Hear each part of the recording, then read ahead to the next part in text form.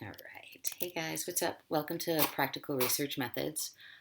We are supposed to email you guys today, but I thought that this seemed faster and kind of more closely approximated the before times in ways that I want to pursue. So I figured a video would be better.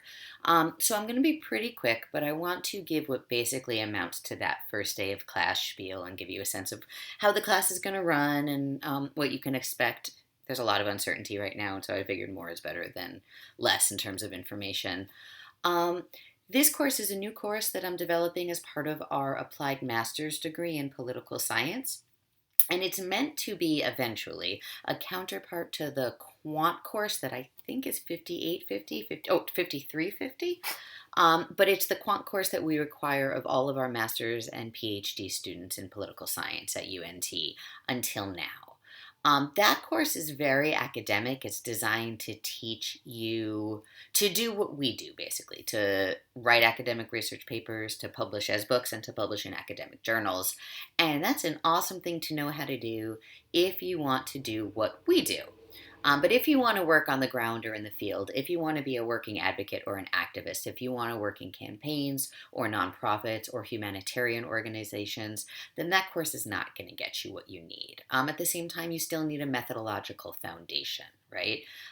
Science is objective, including social science. Mathematics is really objective. And so those skills tend to get us much closer to truth than words. Using logic is going to help us learn more about the world and be able to affect it more uh, efficaciously, I guess, and more meaningfully than we would without methodology. All of that matters in life. I'd argue it's perhaps most important when we're looking for the kinds of truths that affect our ability to live happy and healthy and free. And that's how we change the world, right? We increase people's access to happiness, health, and freedom. So I am designing this course to give you what you need in terms of methods, while also staying as connected as possible to the why of it all. We're going to cover everything from what makes a good social science research project, through annotated bibliographies and literature review, through data collection and analysis and presentation. It's going to be great. It's going to be great. And if there's anything I can do to make it greater for you, I'd always ask you to let me know. Let me cover logistics for you. So the class is scheduled to meet Monday, Wednesday, Friday from 11 to 11:50. We are going to meet on Fridays from 11 to 11:50, but only on Fridays, and we'll do that via Zoom. The rest of the time we'll spend doing asynchronous activities and asynchronous work, so let me tell you a bit how that will go. There's one book for the class. It's called Applied Research Methods in Public and Nonprofit Organizations. It's by two fabulous women named Mitchell Brown and Kathleen Hale. I don't care if you get new or used, rent or buy, digital copy or a hard copy. I have the digital copy. It's totally up to you, totally up to your preferences. Um, no matter what, every week you're going to have three things to do. You're going to have a reading assignment. We're going to cover one chapter every 2 weeks roughly, so it'll be about half a chapter in that book every week. The second thing you'll do each week is watch. There will be a series of short, what I'm calling mini lectures, about 10 to 15 minutes. There'll be, I think, usually between 2 and 4 of them, no fewer than 2, and certainly no more than 5 in any given week, but I'm aiming for 2 to 4. And then, so you'll read half a chapter, you'll watch a series of mini lectures, and then you'll complete a short practice exercise. These are designed to be about 30 to 60 minutes each and are meant to help you just put into practice and put into work the skills that we're covering that week. In addition to those three things, there are two other sets of assignments that you'll be working on. One of those is module quizzes. So the course is organized into 7 modules. The 7th is final project stuff. Let's ignore that for now.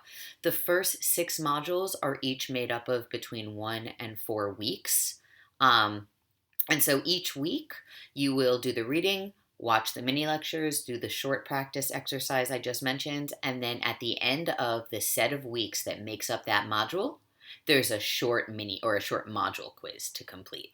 It's a combination of multiple choice and short answer questions. Is basically just straightforward and simple, meant to make sure that you're getting a solid grasp on the reading and on the mini lectures. It's not hard. It's meant to be a pretty straightforward bit of your grade. It's really just a checkpoint to complete before moving on to the next hunk of material. And then the last thing that you'll be working on is a full semester long research project. Everything from coming up with the question, conducting a literature review, all the way through gathering and analyzing the data and presenting the results.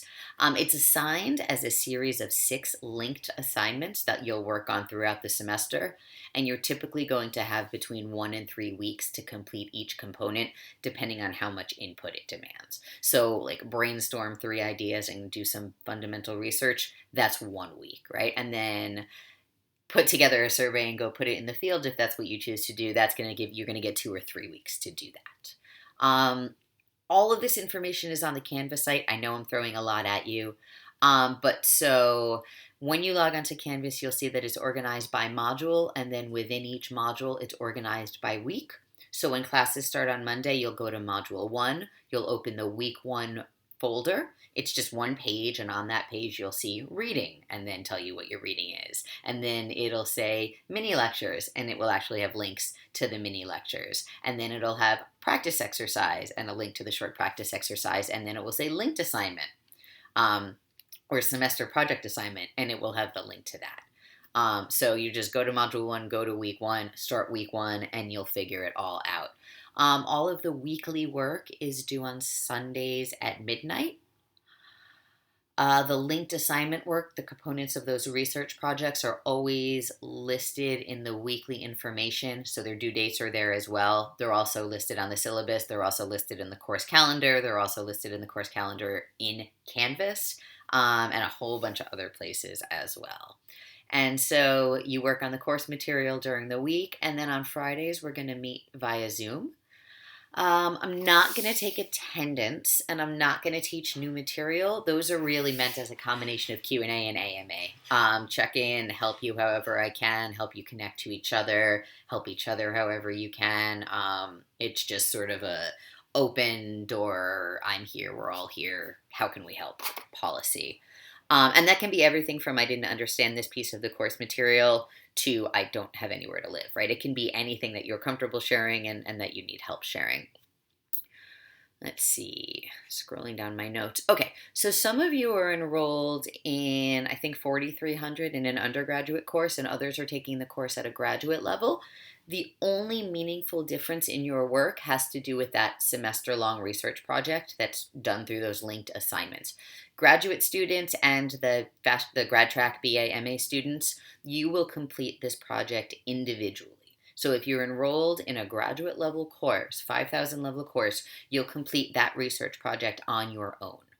Undergraduates who are registered as undergraduates for the 4,000 level course will complete that group or that project as a group. It will probably be wow, words, a group of 4 students. Those groups will be organized by interest, and that's something that I'll help you work on, that I'll spearhead and make sure gets done during the first week of class. Just identify who's interested in what topics and how we can set you up and sort you in ways that make for interesting work across the board. Let's see. So Monday we're not going to meet because it's Monday. We meet on Fridays, but the Canvas site will be there and you should log in. You should look through it. You should get started on the week 1 material. What else did I want to say? Oh, I just wrote the world, man. The world, man. I don't know. We're all struggling. We're all struggling in different ways. I think big picture, there's a global pandemic. We're living in a country without competent central leadership and with the kinds of systemic, racist, sexist, gender-based structures that just kind of keep it all snowballing to hell in a handbasket. I try to always teach with grace, but this semester I've got a whole lot of extra grace to go around. If you need anything, if you want for anything, if there's anything I can do for you or anything I can adjust to help you, please ask. There may be times I can't do it, but if it's ever possible, I'm going to look for any way I can to say yes to whatever it is that you need. I need you to ask so I can help you, okay? I think that's it. If I think of anything else, I'll be back. Otherwise, I'll post this video to Canvas. Everything else will be there too. And then I'll see you in real time on Friday or before if you need me. And I'm looking forward to this class. I'm glad you guys are here.